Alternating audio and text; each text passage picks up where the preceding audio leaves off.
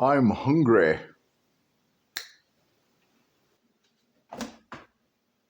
All right. Tonight, I feel like a cheesy snack. So instead of having a pizza, and I usually like a cheese pizza, I'm going to make my own that's going to be around 250 calories. So the first thing we're going to be using is this Primo traditional pizza squeeze. I like it. Um, it tastes like pizza sauce. You can get it from your grocery store.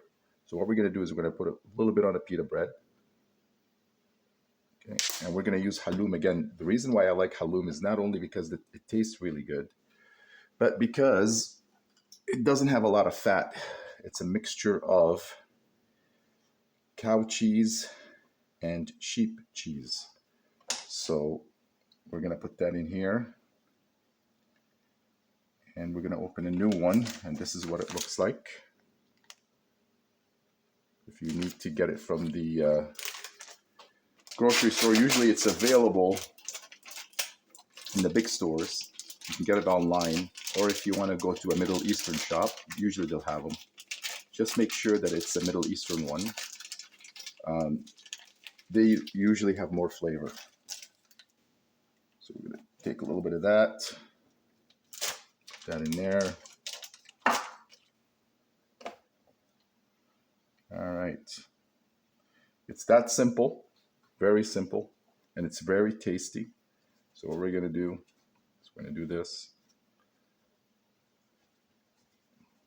And we're going to put it in this machine here. It's already preheated.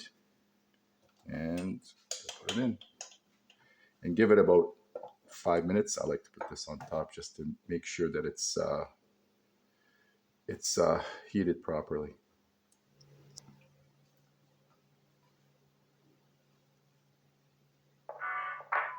All right, it's been about 5 minutes.